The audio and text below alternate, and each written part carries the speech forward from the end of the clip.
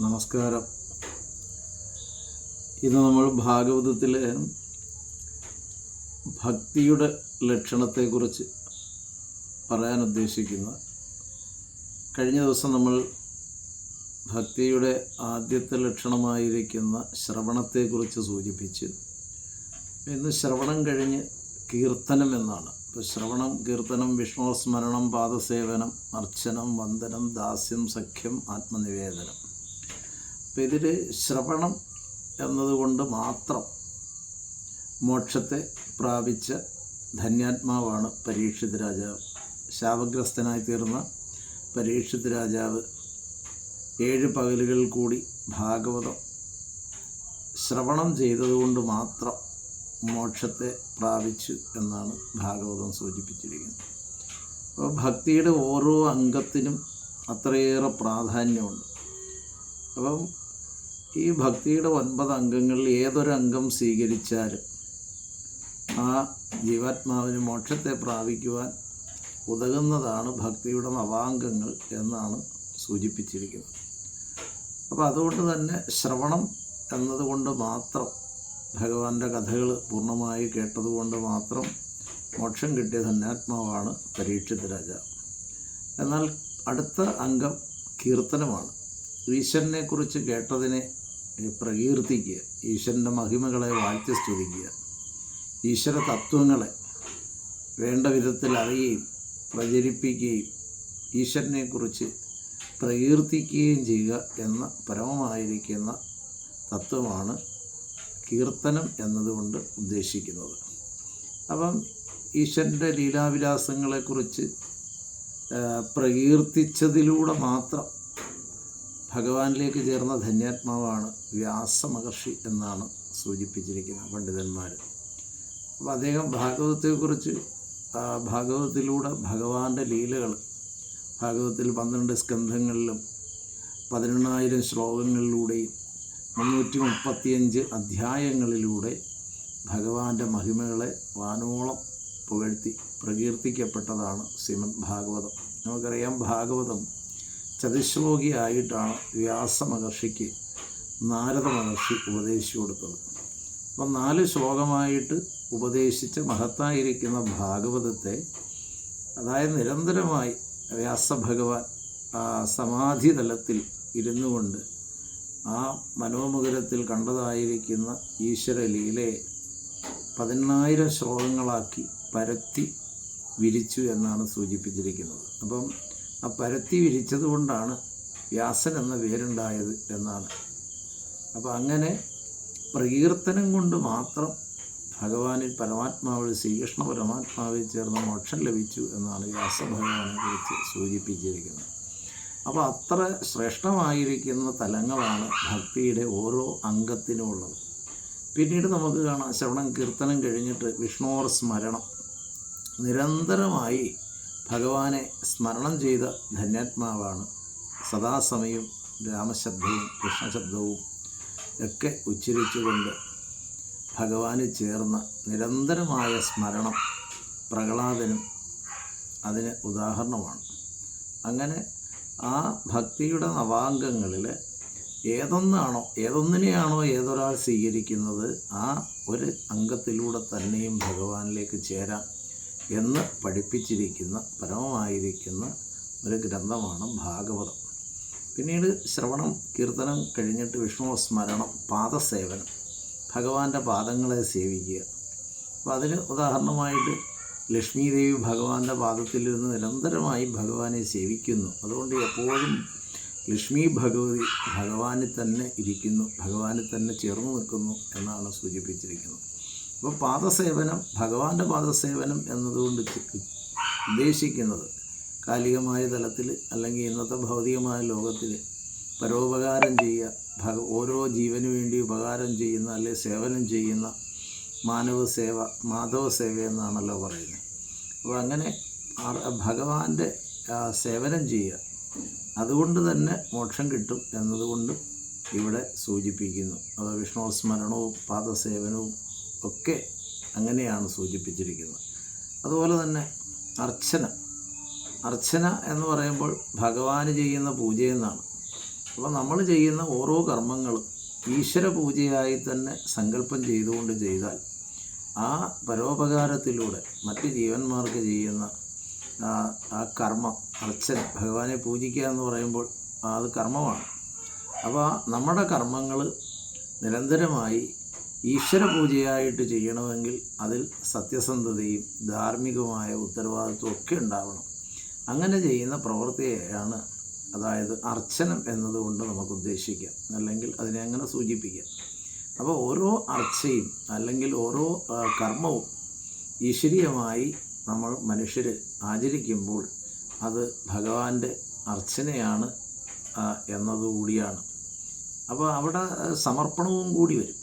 അർച്ചന എന്ന് പറയുമ്പോൾ ഭഗവാനെ പൂജിക്കുക എന്ന് പറയുമ്പോൾ ആ കർമ്മത്തിൽ അവിടെ സേവനം, അതുപോലെ തന്നെ സമർപ്പണം എന്ന സങ്കല്പം കൂടിയുണ്ട്. അപ്പോൾ ഈ സേവനം ഒരു സമർപ്പണമാണ്, മറ്റൊരാൾക്ക് ചെയ്യുന്നത്, ഭഗവാനിലേക്ക് എല്ലാം സമർപ്പിക്കുക. അതേപോലെ ആ ആത്മസമർപ്പണം എന്ന് പറയുന്നത്, അപ്പോൾ സമർപ്പണവും കൂടെ ചേർന്നതാണ് കർമ്മം എന്നതാണ് ഉദ്ദേശിക്കുന്നത്. അപ്പോൾ അതുകൊണ്ട് ഭക്തിയുടെ നവാംഗങ്ങളിൽ, അതായത് ശ്രവണവും കീർത്തനവും വന്ദനവും അർച്ചനയും ഒക്കെ ഭക്തിയുടെ നവാംഗങ്ങൾ ഓരോ അംഗങ്ങളിലൂടെയും ഓരോ ജീവാത്മാവിനെയും ഭഗവാനിലേക്ക് ചേർക്കുന്നത് തന്നെയാണ്. തുടർന്ന് വന്നാൽ നമുക്ക് കാണാവുന്നതാണ് അർച്ചനം, പാദസേവനം, വന്ദനം. വന്ദനം എന്നതുകൊണ്ട് മറ്റുള്ളവരെ ബഹുമാനിക്കുക എന്നുള്ളതാണ്. മറ്റുള്ള ഏതൊരു ജീവനെയും ഈശ്വരനെ പോലെ കാണും. ഭഗവാനെ നിരന്തരമായി നമസ്കരിക്കുക, വന്ദിക്കുക എന്ന് പറയുമ്പോൾ എല്ലാ ജീവന്മാരെയും ഈശ്വരീയമായ തലത്തിൽ ബഹുമാനിക്കുകയും കാണുകയും അവരോട് ബഹുമാനത്തോടു കൂടി പെരുമാറുകയും ഒക്കെ ചെയ്യുന്നത് വന്ദനമാണ്. മറ്റെല്ലാ ജീവനെയും ഉൾക്കൊള്ളുക.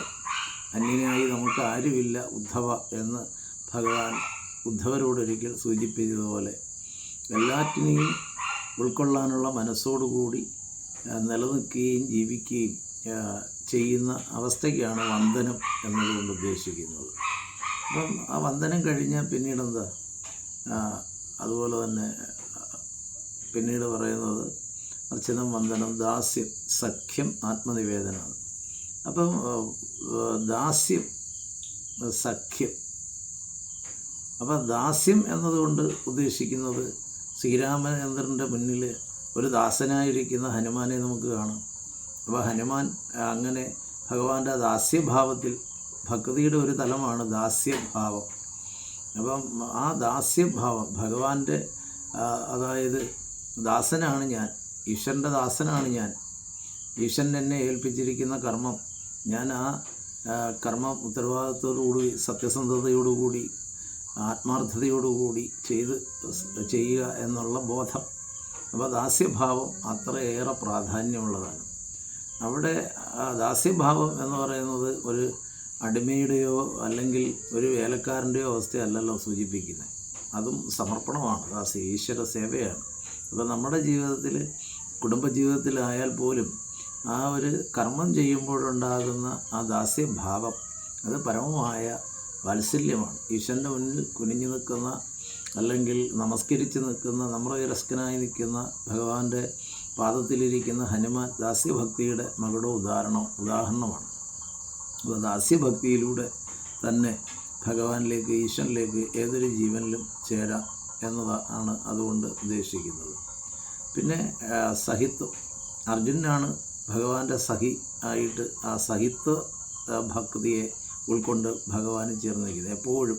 അതായത് ജീവാത്മാവും പരമാത്മാവും എന്നത് ശ്രീകൃഷ്ണനും അർജുനനുമാണ് എന്നാണ് പണ്ഡിതന്മാർ സൂചിപ്പിച്ചിരിക്കുന്നത്. അതിൻ്റെ പ്രതീകങ്ങളാണ് ശ്രീകൃഷ്ണ പരമാത്മാവും അർജുനൻ എന്ന് പറയുന്ന ജീവാത്മാവും. അപ്പോൾ പരമാത്മാവിനോട് സദാ എപ്പോഴും ചേർന്ന് നിൽക്കുന്ന ആ ജീവനെയാണ് സഖാവ് അല്ലെങ്കിൽ സുഹൃത്ത് എന്നതുകൊണ്ട് ഉദ്ദേശിക്കുന്നത്. അപ്പോൾ ആ സഹിത്വം എന്ന് പറയുന്നത് ഒരു ഭക്തിഭാവമാണ്. ആ ഭക്തിയിലൂടെ തന്നെ ഭഗവാനിലേക്ക് ചേരാം എന്നാണ്. പിന്നീട് പറയുന്നത് ആത്മനിവേദനമാണ്. അപ്പോൾ ആത്മനിവേദനത്തിന് ഭഗവാന് സമർപ്പിക്കുക എന്നുള്ളതാണ്. സ്വന്തം ആത്മാവിനെ പോലും, തൻ്റെ ജീവനെ പോലും ഭഗവാന് സമർപ്പിക്കുക. അതിന് ഒരു മകുട ഉദാഹരണമാണ് പൂർണ്ണമായിട്ട് നമുക്ക് കാണാം ഭാഗവതത്തിലെ. അതായത് മഹാബലിയുടെ ചരിത്രം. ഇന്ദ്രസേന രാജാവ് 3 അടിയായിട്ട് അതായത് ഭഗവാന്റെ മുന്നിൽ തൻ്റെ ശിരസ് കാണിച്ചു കൊടുക്കുന്നു. 2 അടി കൊണ്ട് ഭൂലോകം പ്രപഞ്ചം മുഴുവൻ അടക്കി അളന്നു കഴിഞ്ഞപ്പോൾ 3-ാമത്തെ അടി എവിടെയാണ് എന്ന് ചോദിച്ചപ്പോൾ ആ ഇന്ദ്രസേന രാജാവ് ഭഗവാനോട് നമ്രശിരസ്കനായി നിന്ന് പ്രാർത്ഥിച്ചത്, അപേക്ഷിച്ചത്, ഭഗവാനെ എന്നാൽ ഉത്തമം സത്യം രക്ഷിക്കണമേ പ്രഭു.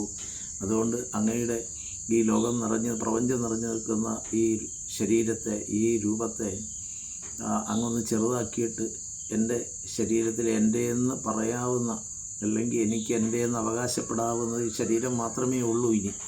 അങ്ങനെയുള്ള ഈ ശരീരത്തിൽ ഏറ്റവും ശ്രേഷ്ഠമായ അംഗം, ഉത്തമാംഗമായ എൻ്റെ ശിരസ്സാണ്. അപ്പോൾ ആ ശിരസ്സിലേക്ക്, എൻ്റെ ശിരസ്സിൻ്റെ വലിപ്പം അല്ലെ വ്യാപ്തി അനുസരിച്ച് അങ്ങയുടെ ഈ ശരീരം ഒന്ന് ചെറുതാക്കിയിട്ട് അങ്ങയുടെ ഈ പാദം എൻ്റെ ശിരസ്സിൻ്റെ ഉള്ളിൽ നിലനിൽക്കുന്നത് പോലെ ഒന്ന് ചെറുതാക്കിക്കൊണ്ട് എൻ്റെ ശിരസ്സിലേക്ക് അങ്ങയുടെ ഈ തൃപ്പാദങ്ങൾ, യോഗികൾ പോലും യുഗങ്ങൾ പോലും അന്വേഷിച്ചാൽ കണ്ടെത്താൻ സാധിക്കാത്ത ഈ പരമമായിരിക്കുന്ന പത്മപാദങ്ങൾ എൻ്റെ ശിരസ്സിൽ വെച്ച് 3 അടി തികച്ച് അളന്ന് അങ്ങെടുത്തുകൊണ്ട് ഞാൻ 3 അടി തികച്ച് തരാം എന്ന് പറഞ്ഞ ആ സത്യത്തെ അങ്ങ് എന്നിലൂടെ സംരക്ഷിക്കണം. എൻ്റെ സത്യത്തെ അങ്ങയ്ക്ക് മാത്രമേ ഇനി സംരക്ഷിക്കാൻ സാധിക്കുകയുള്ളൂ. അതുകൊണ്ട് അങ്ങനെ പ്രാർത്ഥിച്ച് തൻ്റെ ആത്മസ്വരൂപത്തെ പോലും ഭഗവാന്റെ പാതാരവിന്ദങ്ങളിലേക്ക് സമർപ്പണം ചെയ്ത ആത്മനിവേദനമെന്ന ആ മഹത്തായ ഭക്തിക്ക് ഒരു ഉദാഹരണമാണ് മഹാബലിയായി തീർന്ന ഇന്ദ്രസേന രാജാവ്. അതായത് പ്രഹ്ലാദൻ്റെ പുത്രനായ വിരോചനൻ്റെ പുത്രനായ ഇന്ദ്രസേന രാജാവ്. ഇങ്ങനെ ഭക്തിയുടെ നവാംഗങ്ങളെ പരിപൂർണമായി അവതരിപ്പിച്ചിരിക്കുന്ന ഒരു മഹാഗ്രന്ഥമാണ് ശ്രീമദ് ഭാഗവതം. അതുകൊണ്ട് ഭാഗവത പഠനത്തിലൂടെ, ഭാഗവത സംസ്കാരത്തിലൂടെ ജീവിക്കുന്ന എപ്പോഴും മനുഷ്യജീവന്മാർക്ക് ശ്രേയസ്സും പ്രേയസ്സും ഐശ്വര്യവും അഭിവൃദ്ധിയും കുടുംബങ്ങളിൽ സ്നേഹവും കുടുംബാംഗങ്ങൾ തമ്മിലുള്ള ഐക്യമൊക്കെ ഉണ്ടാകുന്നതിന് ഏറ്റവും ശ്രേയസ്കരമാണ്. ഭഗവാൻ ഗുരുവായൂരപ്പൻ അനുഗ്രഹിക്കട്ടെ. തുടർന്ന് നമുക്ക് ഭാഗവതത്തിൽ പ്രഥമസ്കന്ധത്തിലേക്ക് അടുത്ത ദിവസം പ്രവേശിക്കാം. ഭഗവാൻ ഗുരുവായൂരപ്പൻ അനുഗ്രഹിക്കട്ടെ എന്ന് പ്രാർത്ഥിച്ചുകൊണ്ട് ഈ ഇന്നത്തെ ഭക്തിയുടെ ഈ നവാംഗങ്ങളെക്കുറിച്ചുള്ള എൻ്റെ എളിയ അഭിപ്രായം, അല്ലെങ്കിൽ എൻ്റെ എളിയ അറിവ് നിങ്ങളിലേക്ക് പങ്കുവെക്കുകയാണ്. എല്ലാവരിലേക്കും എത്തിച്ചേരട്ടെ എന്നുകൂടി പ്രാർത്ഥിക്കുന്നു. അതുപോലെ തന്നെ നിങ്ങളുടെ വിലയേറിയ അഭിപ്രായങ്ങൾ എൻ്റെ ഈ വീഡിയോയുടെ താഴെ കമൻറ്റ് ബോക്സിൽ രേഖപ്പെടുത്തണം. നിങ്ങൾക്ക് നിങ്ങളുടേതായ അഭിപ്രായങ്ങൾ, ഇതിലെ തെറ്റുകൾ എന്തെങ്കിലും ഉണ്ട് എങ്കിൽ, എനിക്ക് അറിയാത്ത ആശയങ്ങൾ, പലർക്കും പല ജ്ഞാനികളായ പണ്ഡിതന്മാരുണ്ട് ഭാഗവതത്തെക്കുറിച്ച് അറിയാവുന്നവർ, അവരൊക്കെ അത് അവരുടേതായ അഭിപ്രായങ്ങൾ കൂടി ഈ കമൻറ്റ് ബോക്സിൽ രേഖപ്പെടുത്താമെങ്കിൽ കുറേയേറെ സന്തോഷമാണ്. എനിക്കും അതിനെക്കുറിച്ച് കൂടുതൽ അറിയാൻ സഹായിക്കുന്ന ഒരു ഉപകാരമായി തീരും എന്നുകൂടി ഈ സന്ദർഭത്തിൽ ഞാൻ സൂചിപ്പിച്ചുകൊണ്ട് നിർത്തുന്നു. നമസ്കാരം. ഹരി ഓം ഹരി ഓം. ഗുരുവായൂരപ്പ ശരണം ഭഗവാനെ. ഓം കായേന വാചാ മനസ്സേന്ദ്രിയർവ ബുദ്ധ്യാത്മനാ വാ പ്രകൃതി സ്വഭാവാത് കരോമി യദ്യ സകലം പരസ്മൈ നാരായണായേതി സമർപ്പയാമി. ഓം ശാന്തി ശാന്തി ശാന്തി. ഹരി ഓം.